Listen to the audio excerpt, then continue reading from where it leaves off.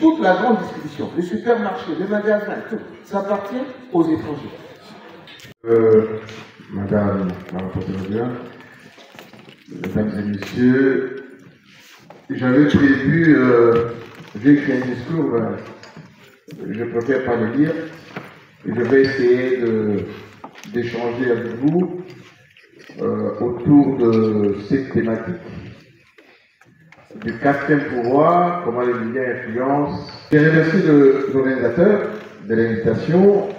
Ils ont oublié de préciser que je suis également enseignant au niveau supérieur ici à RDC et que je suis souvent consulté sur plusieurs dossiers qui concernent la stratégie et la communication.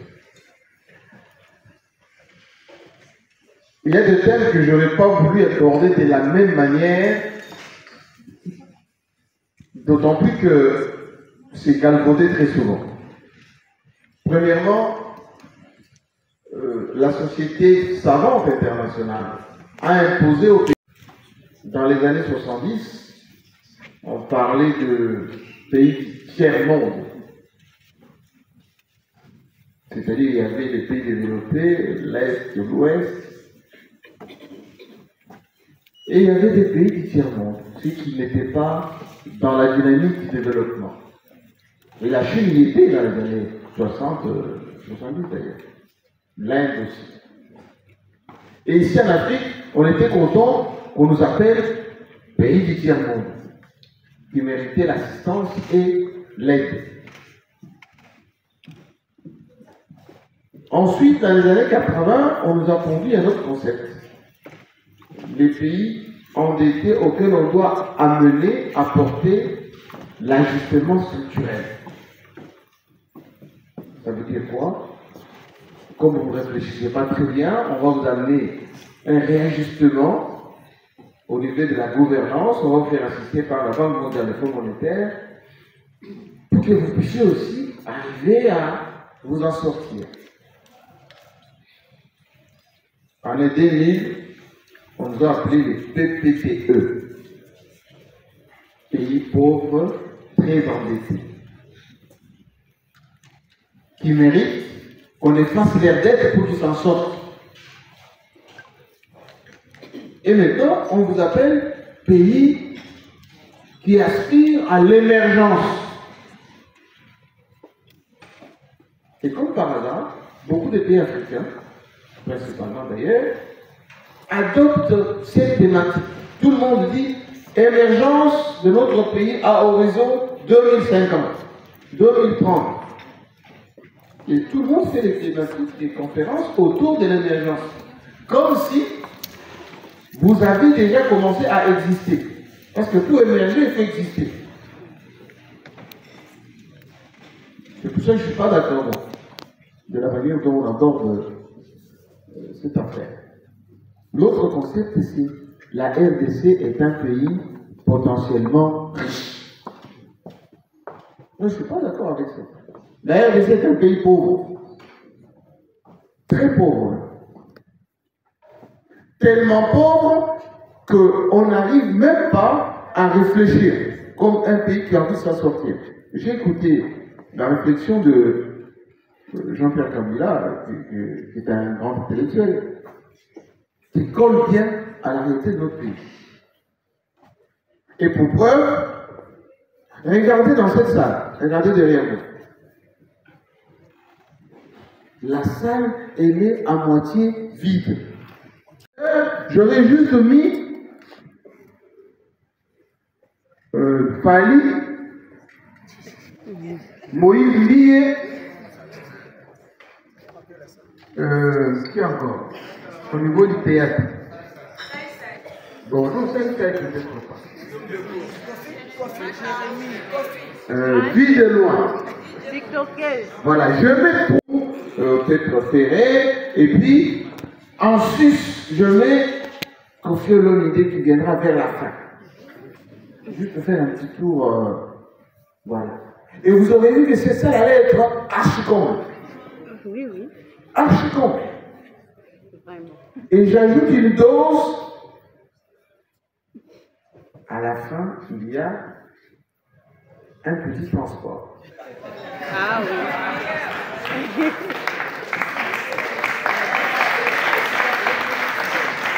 Et vous allez voir que ces salles allaient être remplies jusque dehors.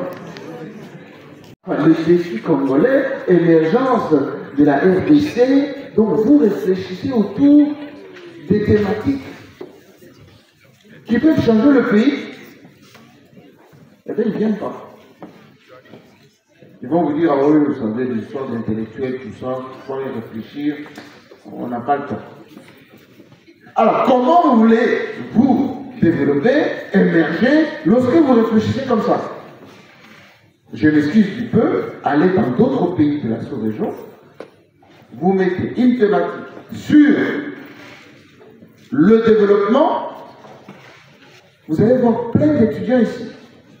Vous allez voir plein d'intellectuels ici, y compris les politiques. Nos députés à nous, je m'excuse du peu, sont élus pour aller de l'autre côté, dans l'autre salle. Et quand ils vont, ils ne proposent même pas de loi, et la production parlementaire zéro, ils sont là que pour négocier les émoluments et les invisibles. Un peu de polémique, s'il faut, et des magouilles pour les positionnements. Comment vous allez vous développer? Alors, parce qu'on m'a dit qu'il y a juste 10 minutes, hein. Je vais aborder le quatrième pouvoir. Moi, je suis candidat, vous savez. Mais pourquoi je suis candidat? C'est parce que la communication est aujourd'hui au cœur du développement. Tout est communication aujourd'hui. Aucun pays au monde ne peut se développer sans la communication. En y ajoutant la dimension nouvelle technologie. Mais comment la communication est faite en République démocratique du Congo? Je signale au passage que j'ai présidé la commission nouvelle communication de la RDC aux États généraux de la communication médiatique. C'est moi qui ai présidé cette commission. En constatant ce qui n'a pas fonctionné, en proposant ce qui doit être fait, avec, naturellement, des recommandations. Et nous avons la chance d'avoir le régulateur, le CSA, qui était partie prenante, effectivement, de ces États généraux. Est-ce qu'on prend au sérieux la manière de faire de la communication en République démocratique du Congo? En lui accordant la logistique nécessaire. Je parle sous contrôle du CESAC.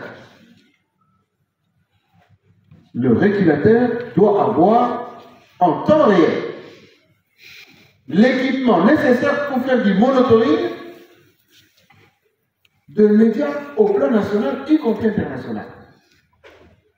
Peut-être qu'il pourra apporter la précision. À ma connaissance, la logistique nécessaire n'est pas à la disposition du CESAC.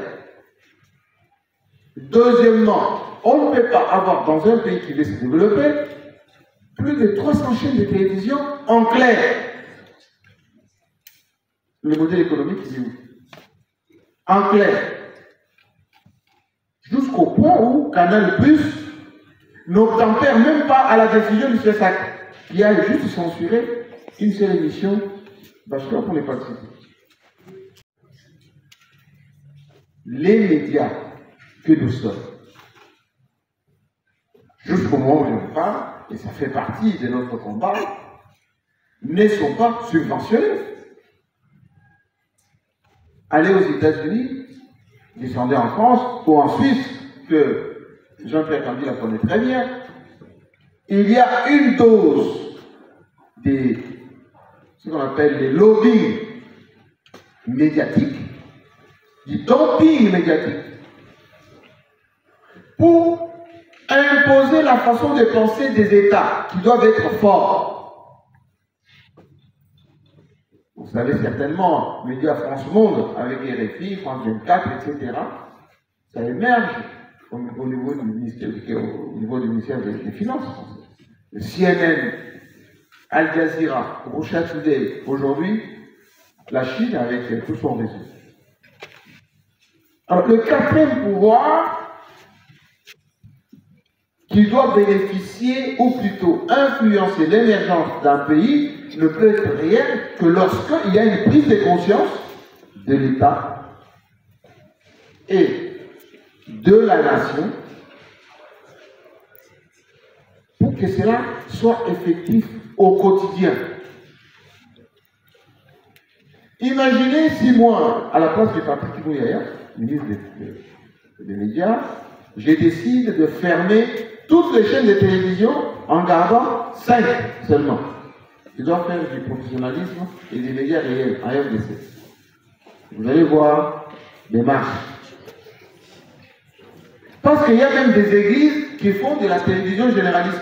Des églises.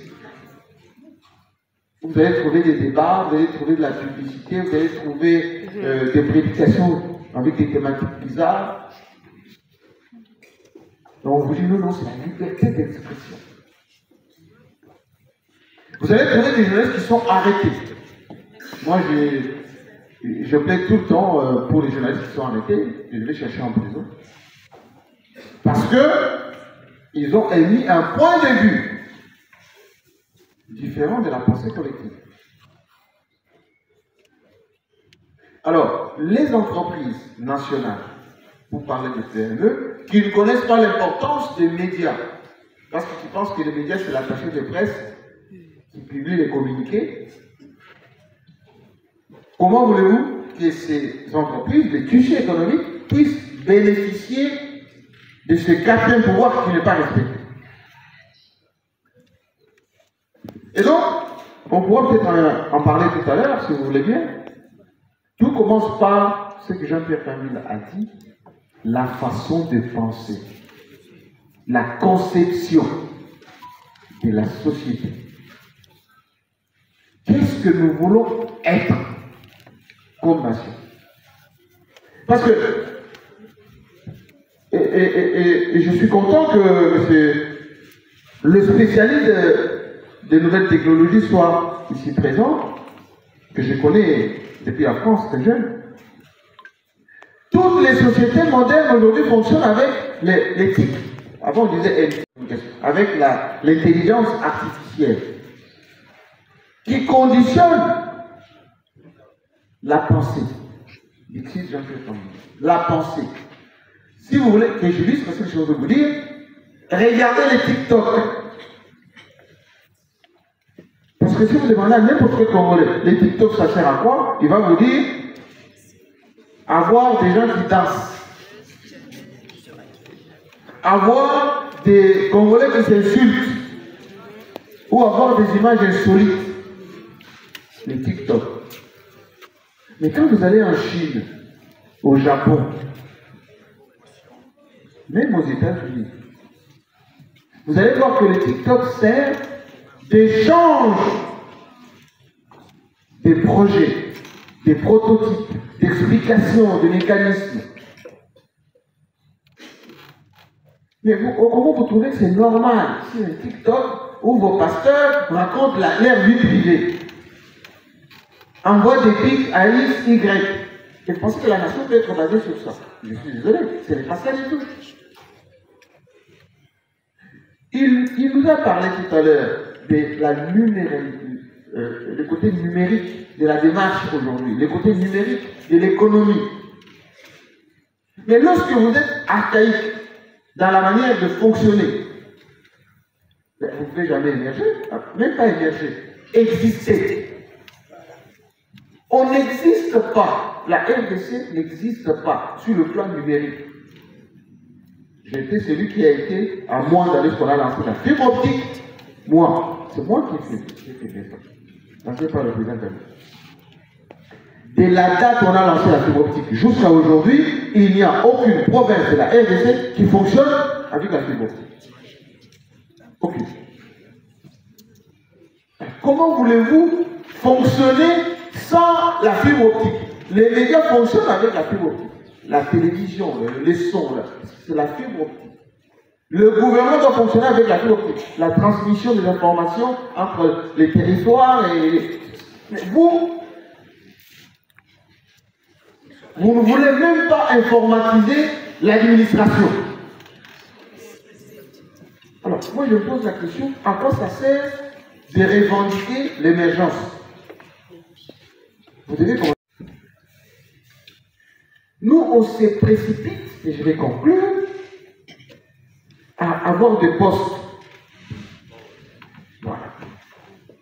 Moi, j'ai beaucoup rigolé quand on nommait des gens. On élisait les gens au niveau des institutions ici, Parlement, Sénat, tout ça. Les gens étaient prêts à s'égorger pour avoir le poste. Mais vous allez dans les institutions, au gouvernement, etc. Le pouvoir économique et médiatique, c'est géré par les étrangers. Il a été dit ici qu'il n'y a aucune banque qui appartient au Congo. Aucune. La ville de Kinshasa est en train d'être privatisée au profit des Indiens. Tout Gombe appartient aux Indiens maintenant. Vous savez ça? Oui, mais si vous êtes jeune, moi la majorité des jeunes, demain vous ne pouvez pas aspirer à avoir un appartement en ville, et bien vous allez louer aux Indiens. Ce qui veut dire que ces étrangers captent le cash, au lieu de le mettre dans le tissu économique, ça part. Alors vous restez ici, on vous embauche avec des salaires de 500 $. Oui, en moyenne. Et ce salaire de, allez, 200 $, est volé par eux. Parce que quand ils vous donnent le 200 $, vous allez acheter à manger dans les supermarchés, vous allez acheter les aliments de mauvaise qualité là, dans leur boulangerie, et vous rentrez chez vous à la maison sans épargne. Le Congo n'a pas d'épargne. Vous savez ça? Sans survie nécessaire. C'est pour ça que je m'interdis l'utilisation des termes, y compris l'émergence, je m'interdis ça. Le jour où on aura la conscience qu'il faut penser à l'essentiel. L'essentiel, je reviens sur ça, Jean-Pierre. Le Socrate disait, connais-toi. Toi-même. On ne se connaît pas. On pense qu'on existe, on n'existe pas. J'existe donc je suis. On n'existe pas. On fait semblant d'exister. On nous donne juste des miettes, on existe avec les miettes. Et c'est pour ça que les Rwandais ou les autres blaguent de nous. Ils blaguent de nous à cause de ça. On devait donner les moyens à nos médias à nous, pour que nos médias imposent notre façon de penser.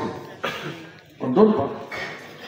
Moi j'ai un collègue avec lequel je passais beaucoup de temps à Radio France Internationale. Il y a quelques jours, il était à Kinshasa pour lancer. C'est plus important que ce qu'on peut même donner à l'ensemble des médias congolais. Et lui-même il dit, mon cher ami, chez toi il y a de l'argent. Alors, si vous n'êtes pas conscient de ça, je suis désolé. Je ne pourrais même pas lire ce que j'avais écrit parce que c'est désolant. Moi, je pensais que j'allais trouver ces salles archi-combles. C'est une initiative des jeunes qui vous aide à réfléchir comment changer des vies et d'existence. Vous allez aller sur Internet, vous allez voir que même ceux qui sont dans cette salle, qui ont des comptes, ils ne pourront même pas relever tout ce que je viens de dire. Ils vont dire, ah bon, il a frappé le donneur des leçons, il est d'ailleurs patron d'une chaîne de télévision, il est patron de la presse, pourquoi il n'a pas changé tout ça? Mais ma raison, ce n'est pas d'échanger, c'est de faire comprendre que ça ne marche pas parce que l'homme congolais ne prend pas conscience de sa réalité. Lorsque les Rwandais disent, vous êtes le BMW, c'est à juste titre. J'ai fini. Le B, c'est la bière. Moi, j'enseigne l'entrepreneuriat à l'université. Quand vous allez dans nos cités ici, qu'est-ce que vous voyez à la majorité? Des bars. Des bars.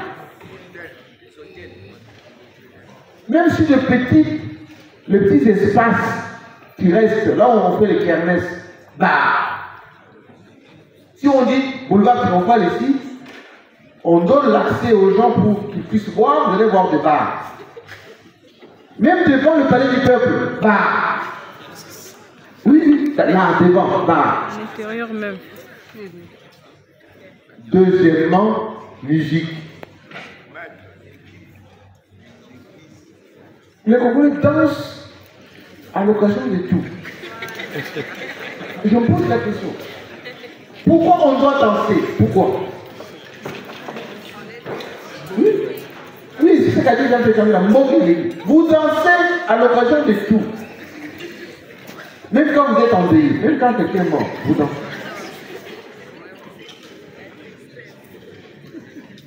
Et enfin, W.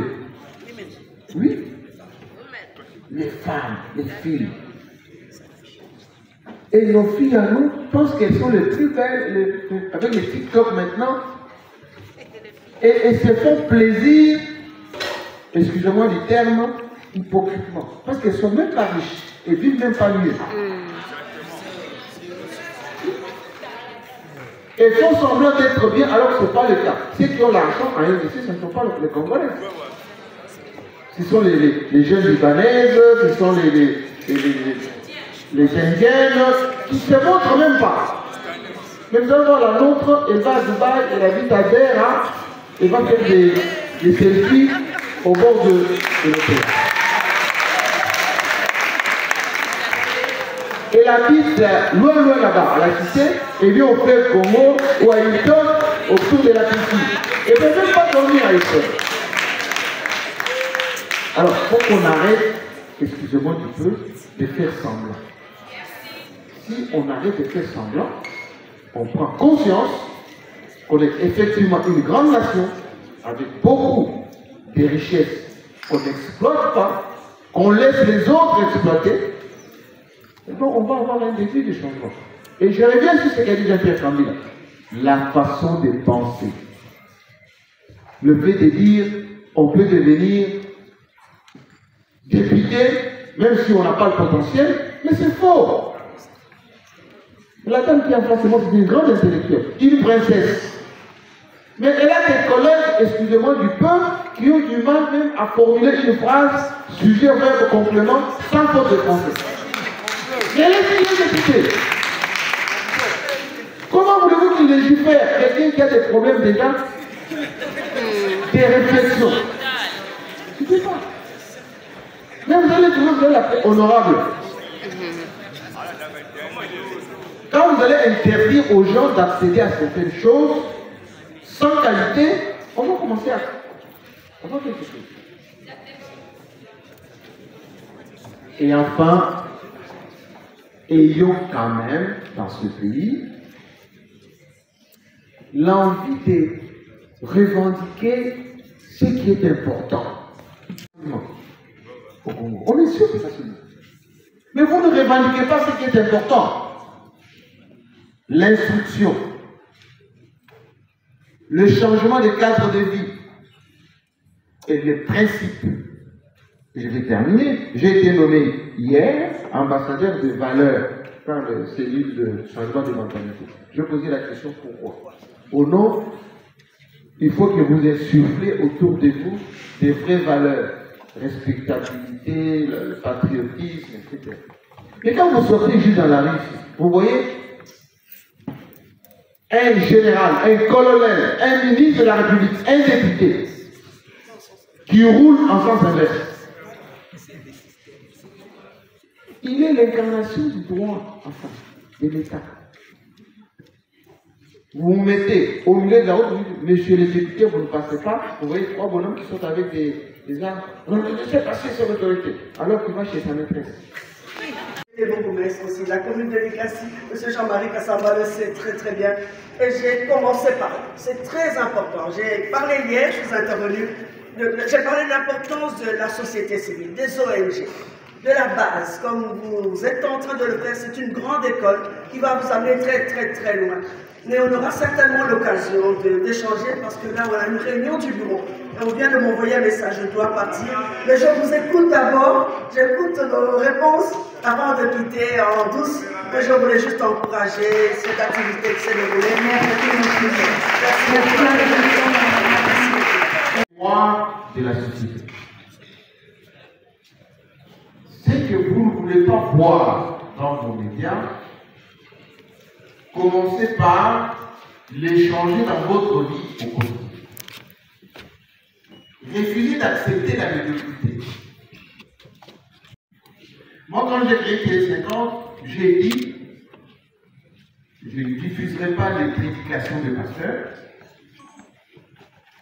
Même s'ils ramènent beaucoup d'argent? Oui, surtout si je me propose de l'argent. Ça s'appelle proxénétisme religieux. Oui, et beaucoup me proposent d'ailleurs. Je le refuse. Deuxièmement, je ne diffuse pas des sketchs, des maboquets, des films à l'eau rose, etc., qui caricaturent notre société.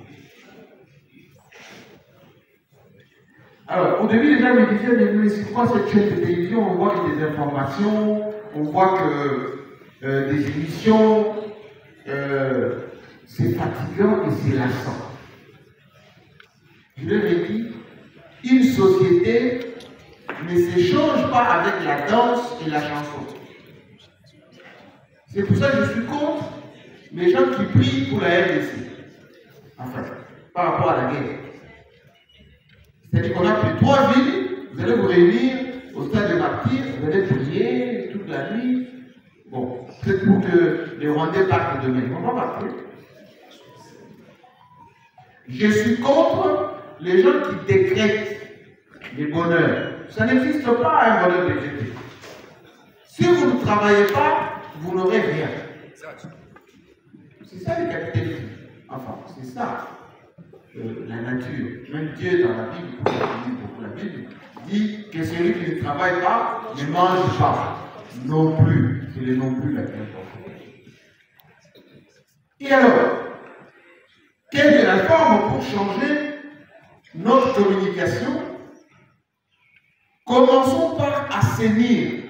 Assainir. Qu'est-ce que ça veut dire? On ne doit pas donner des autorisations à des gens qui ne sont pas professionnels des médias. Quelqu'un qui ne sait pas ce que c'est la communication, le journalisme, le traitement de l'information, vous lui donnez l'autorisation d'exercer, ou plutôt d'avoir un média. Bon, parce que c'est quelqu'un de mon parti politique, quelqu'un de mon église, quelqu'un de ma famille, bon, comme ça, à la mode, tout le monde doit avoir sa radio, sa chaîne de télé, et bien lui aussi crée la chaîne de télé. C'est une faute. Mais je parle sous contrôle, c'est ça. Deuxièmement, n'importe quelle société a des valeurs. Des valeurs. Si on ne sait pas ce que c'est, regardez seulement les 10 commandements. Ce sont les valeurs. Lorsqu'on accepte la corruption, d'une manière générale, ce n'est plus une société. Lorsqu'on accepte ce qu'a dit Jean-Pierre Camille, le chancelier Obama, c'est-à-dire qu'on accède à des postes à responsabilité sans qualité, sans talent, ce n'est plus une valeur.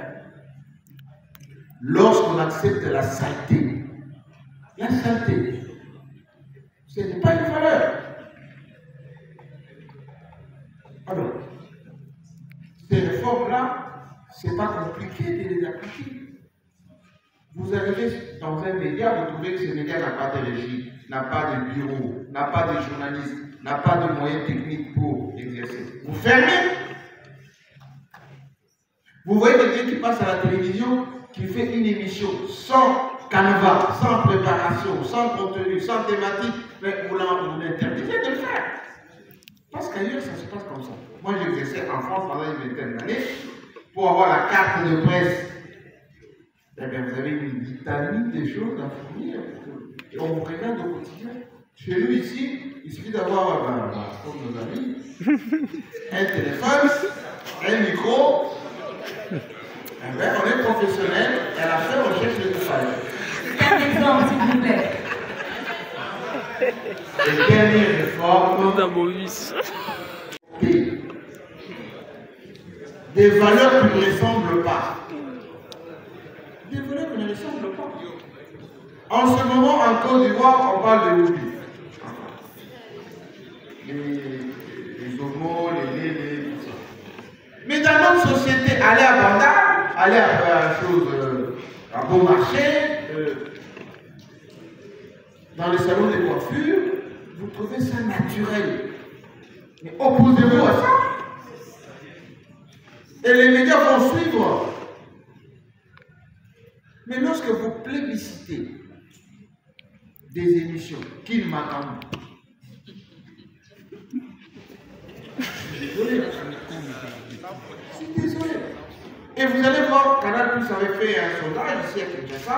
Quelle est la chaîne la plus suivie? Je n'ai pas cité quelqu'un. Donc, soyez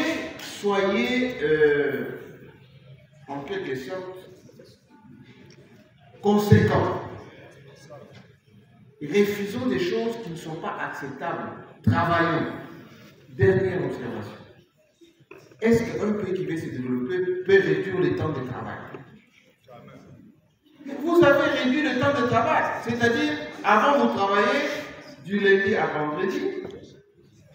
Maintenant, non seulement vous avez réduit, maintenant vous dites qu'on travaille de 9h à 16h. Mais le pays qui se développe travaille 24 heures sur 24. Avec des groupes de la nuit, donc il y a des groupes. Mais chez nous, on commence à avoir les transports, etc. On commence à 10h. On fait la pause quand même, même si on n'a pas travaillé. On fait la pause à midi. 14h, donc on revient 14h. 15h, on est sur le boulevard. On est en train de rentrer chez soi. On ne peut pas se développer. On ne peut pas se développer. C'est une question de mentalité. Conclusion, les étrangers qui viennent chez nous, et il faut les comprendre. Ils ouvrent les supermarchés. Maintenant, c'est 24 sur 24. Ils ouvrent 24 sur 24. Et vous venez avec le peu d'argent que vous avez, vous leur donnez même la nuit. Comment voulez-vous que vous allez vous développer comment? Et donc, laisser ça fermé, ce n'est pas la primaire, c'est tout simplement l'assainissement.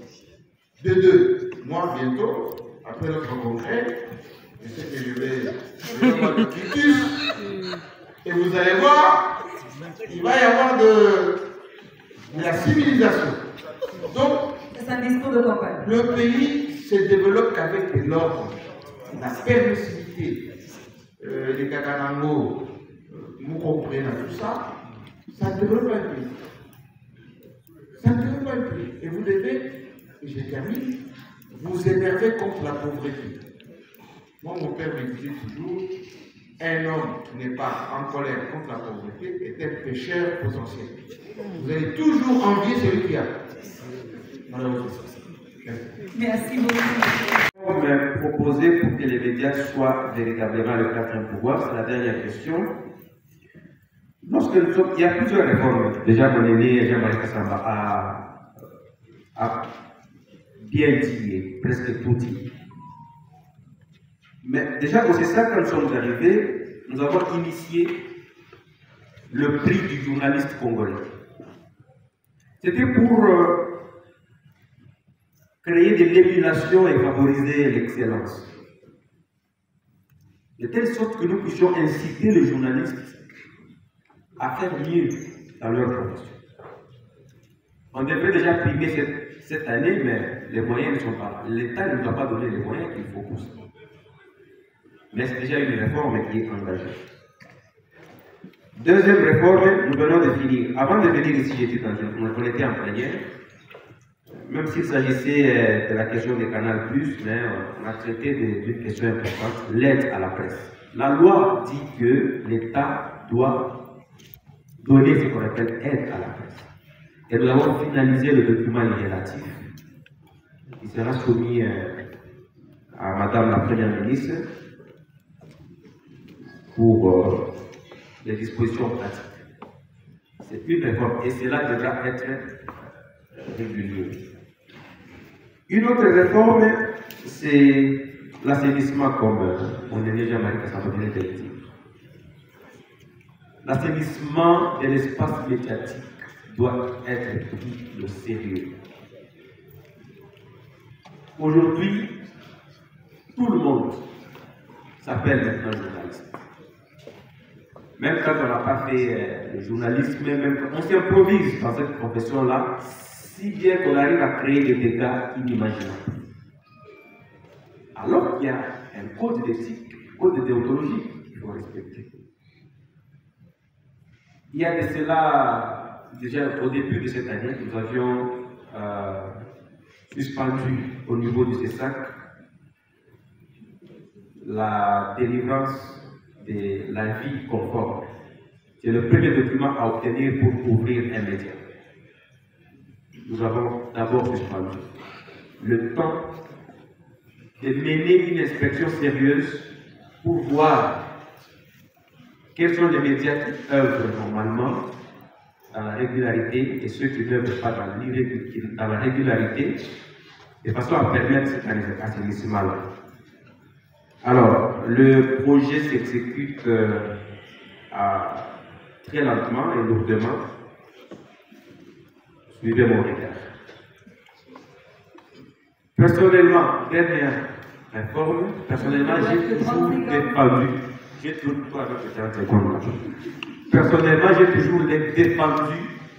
Je ne sais pas si mon aîné Jean-Marie Kassamba me contredire, s'il ne sera pas de cet avis-là. J'ai toujours défendu la création de l'ordre national des journalistes, comme l'ordre national des avocats, comme l'ordre national des... Cela permet de juguler le phénomène qu'on appelle mouton noir. Quand il y a un ordre national de journalistes, on sait à qui on donne une carte. Et pour obtenir la carte de journaliste, il faut remplir vraiment des conditions bien définies. Vous devez produire un nombre suffisant de preuves que vous pouvez exercer en tant que journaliste et que vous avez la formation requise pour exercer comme journaliste. Voilà, il y a beaucoup de choses à dire. Je ressemble à un élève. Je suis effectivement des Kabea Kamwanga, des Papouas, né et grandi là-bas, de parents 100% de là-bas, et j'ai exercé ce métier depuis 30 ans maintenant, avec la conviction de servir mon pays. Je l'ai fait au niveau international, je l'ai fait depuis que je suis retourné ici chez nous. Ça va faire bientôt 20 ans, et tous les Congolais sont contents. Je viens d'ailleurs d'être désigné ambassadeur des valeurs pour la République, et je veux et je souhaite que notre presse regorge des valeurs. C'est ce que nous allons faire, c'est ce que nous allons faire. D'abord, nous devons assainir ce métier. Nous devons professionnaliser les journalistes. Ceux qui nous ont admirés dans la qualité du travail, dans l'excellence, dans la solidarité, eh bien, nous allons formaliser tout cela parce que nous avons de nouveaux textes maintenant. Nous avons la loi Mouillère, nous avons les codes numériques. Nous avons le besoin de la population qui veut que notre pays soit un pays de vrais journalistes. Déjà, je salue l'initiative, j'étais très contente d'être là, ils ont vraiment assuré, c'est la deuxième édition et j'invite les jeunes à participer à ce genre d'événement, c'est vraiment magnifique. Et je pense que la jeune congolaise a un gros devoir vis-à-vis de l'État déjà, mais en travaillant ensemble, je pense que les choses peuvent évoluer et avancer. Voilà ce que je peux dire. Alors je dirais à la jeune congolaise de toujours se battre pour ses rêves, de ne pas abandonner, peu importe d'où on vient, peu importe